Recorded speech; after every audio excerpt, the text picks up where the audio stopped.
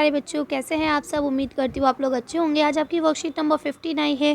तो पहले आप लोग इसे अच्छे से लेबल कर लेंगे। हिंदी की वर्कशीट है, लिख लेंगे क्लास, लिख लेंगे डेट, अपना नाम, अपने टीचर का नाम आप लोग लिख लेंगे। आज हम लोग पढ़ने वाले हैं मन के भोले भाले बादल। तो चलिए इसको पढ़ना शुरू करते हैं। आज हम इसमें जानेंगे संज्ञा शब्द। ठीक है, तो पहले तो आप लोग मुझे ये बताइए संज्ञा किसे कहते हैं। हम पिछली वर्कशीट्स में पढ़ के आ चुके हैं। चलिए एक बार फिर मैं आपको बता देती हूँ।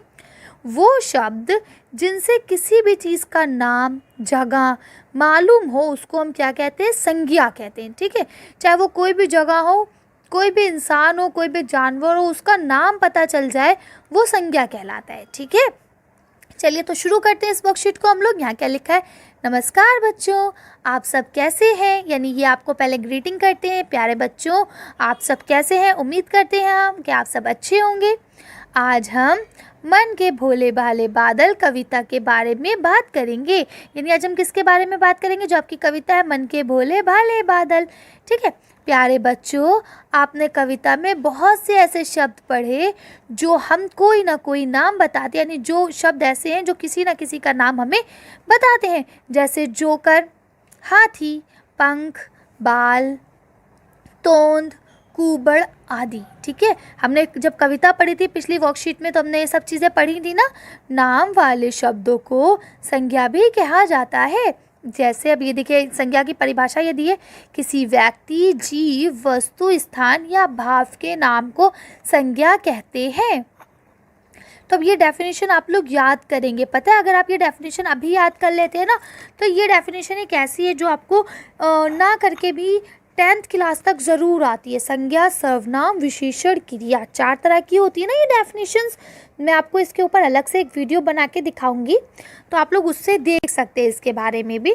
लेकिन फ़िलहाल आप लोग ये संज्ञा की जो परिभाषा है इसको याद करेंगे कि संज्ञा किसी व्यक्ति, वस्तु, जीव, वस्तु, स्थान या भाव के नाम को संज्ञा कहते हैं। अब देखिए आपका पहला प्रश्न दिया है, कविता में इन पंक्तियों को पढ़िए। अब यहाँ आपको कविता की पंक्तियाँ दी गई हैं, इनमें आए कुछ संज्ञा शब्दों के चित्र सामने दिए गए हैं। फिर आगे कुछ संज्ञा शब्दों के चित्र दिए गए हैं, उन्हें पहचान कर उनके नाम सामने दी गई खाली जगह में लिखिए। ठीक है, तो अब आपको नाम पहचानना है कि कौन सा शब्द है और उसके आगे उसका नाम लिखना है। चलिए तो हम आगे पढ़ते हैं। तो आपकी कविता क्या थी, जब्बर जब्बर बालों वाले, गुब्बारे से गालों वाले, कुछ जोकर से तोंद फुलाए, कुछ हाथी से सूंड उठाए, कुछ ऊँटों से कुबड़ वाले, कुछ परियों से पंख लगाए। ठीक है, तो ये कविता की आपकी एक छोटी सी पैराग्राफ है कविता का, जिसे हम लोग हिंदी लैंग्वेज में क्या बोलते हैं, एक तरह से एक गद्यांश छोटा सा, है ना। तो हमने उसको पढ़ा है। अब हम उससे देखेंगे कि हमें कौन कौन से, देखिए अब यहाँ पे आप अगर देखें तो देखिए यहाँ पे आपका आ गया ऊँट, है ना। अब ऊँट के जैसे देखिए ये रखा, ऊँटों जैसे कुबड़ वाले, है ना। उसके बाद क्या, परियों जैसे पंख लगाए। उसके बाद क्या, हाथी, तो देखिए ये लिखा हाथी जैसे सूंड उठाए। उसके बाद देखिए जोकर है, तो देखिए लिखा है जोकर जैसे तोंद फुलाए। उसके बाद क्या, गुब्बारा, तो देखिए गुब्बारे से गालों वाले। ठीक है, तो इस तरह से ये आपके। चलिए अब इनके ऊँट, परी, जोकर, गुब्बारे और हाथी, इसका हमें नाम लिखना है। तो चलिए इसका नाम हम लोग देख लेते हैं। देखिए ये देखिए हमने यहाँ लिख दिया ऊँट, यहाँ लिख दिया हाथी, यहाँ लिख दिया परी, यहाँ लिख दिया गुब्बारा और यहाँ क्या लिख दिया, जोकर। ठीक है, तो आप इस तरह से ये सारे लिख लेंगे। अगर कोई कंफ्यूजन होती है आपको तो आप लोग मुझे कमेंट्स करके पूछ सकते हैं, या इसके अलावा अपने पेरेंट्स की भी हेल्प ले सकते हैं। चलिए आगे बढ़ते हैं हम लोग। देखिए यहाँ आपका दूसरा प्रश्न लिखा है, निम्नलिखित शब्दों में से संज्ञा शब्द चुनकर उन पर गोले लगाइए। तो अब देखिए यहाँ आपको कुछ शब्द दिए गए, आलू, ताजमहल, खेलना, टोपी, सुनीता, पपीता और नाचना। ठीक है, अब देखिए मैं आपको समझाऊं, जब किसी का नाम पता चलता है ना वो संज्ञा होता है, लेकिन खेलना कोई नाम नहीं है ना। खेलने का मतलब है कि हम प्ले गए हैं, है ना, प्लेइंग यानी खेल रहे हैं, तो खेलना कोई नाम नहीं है। ठीक इसी तरह से नाचना भी कोई नाम नहीं है, ये एक काम है कि हम नाच रहे हैं, हम खेल रहे हैं, सो रहे हैं, खा रहे हैं, मैं वीडियो बना रही हूँ, ये आपके सब काम है।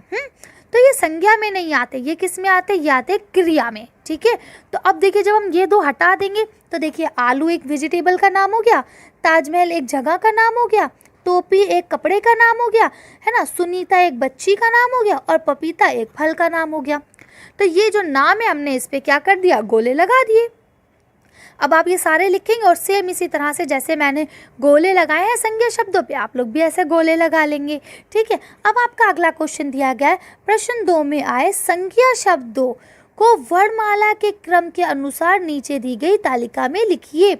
अब आपको ये देखना है कि कौन सा वर्ण पहले आता है। एग्जाम्पल के तौर पे आ सबसे पहले आता है।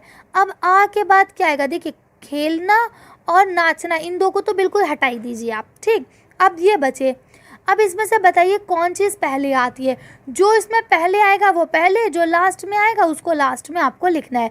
तो चलिए इसका आंसर हम लोग देख लेते हैं।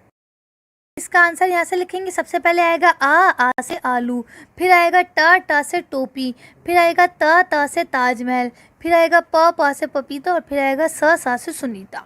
ठीक है, तो आपके अल्फ़ाबेट के अकॉर्डिंग अगर हम देखें, वर्णमाला के अकॉर्डिंग, तो देखिए आप सबसे पहले आ आता है, फिर ता आता है, फिर त, फिर म, फिर प और फिर स। ठीक है, तो इस तरह से हम लोग इसे कर लेंगे। चलिए आगे पढ़ते हैं। अब देखिए इस तरह से आपकी वर्कशीट तो पूरी होती है, लेकिन यहाँ देखिए टीचर्स के लिए दिया गया है कि बच्चों के साथ गतिविधि के बारे में आवश्यकता अनुसार बातें करें, यानी जिस चीज़ की ज़रूरत है उसके अकॉर्डिंग बात करें। जैसे कोई चीज़ आपके समझ में नहीं आ रही है तो टीचर आपको एक्सप्लेन करेंगी। ठीक है, लेकिन अब क्योंकि मैंने वीडियो बना दी है तो मैं उम्मीद करती हूँ कोई भी चीज़ ऐसी नहीं होगी जो आपके समझ में ना आई हो। लेकिन अगर फिर भी कोई चीज़ आपके समझ में नहीं आई तो आप मुझे कमेंट्स भी कर सकते हैं। इसके अलावा अपने पेरेंट्स की भी मदद ले सकते हैं। अब यहाँ लिखा है अभिभावकों के लिए सुझाव, यानी आपके पेरेंट्स के लिए बच्चों के साथ घर के सामान व व्यक्तियों के बारे में बातचीत करते हुए उनका ध्यान इन वस्तुओं व व्यक्तियों के नाम पर ले जाएं। ठीक है, नाम की ओर दिलाइए व बताइए कि ये सब नाम संज्ञा शब्द कहलाते हैं। बच्चों के साथ नाम, वस्तु, जगह, भाव का पर्ची वाला खेल भी खेला जा सकता है। देखिए अब मैं आपको बताऊं, हम जब छोटे से थे ना, तो हम लोग बचपन में जब कोई टीचर नहीं आता था क्लास में, तो हम क्या काम करते थे कि एक गेम खेला करते थे। उसमें हम क्या कहते थे, जैसे मैंने दे दिया क, ठीक है, अब मेरी दोस्त को एक नाम लिखना होता था का से, एक वस्तु का नाम का से, एक जगह का नाम का से। ठीक है, 3 चीज़ें उसमें लिखना होती थी। हम भाव नहीं लिखते थे, भाव को हम नहीं लेते थे। ठीक है, हम 3 लेते थे, नाम, वस्तु का नाम और जगह का नाम। ठीक है, हो सकता है ये गेम आप लोग भी खेलते हो। इससे ना बड़ा मज़ा आता था और फिर 4-6 लोग बैठ के इकट्ठा खेलते थे। जो सबसे पहले लिखता था वो जीत जाता था।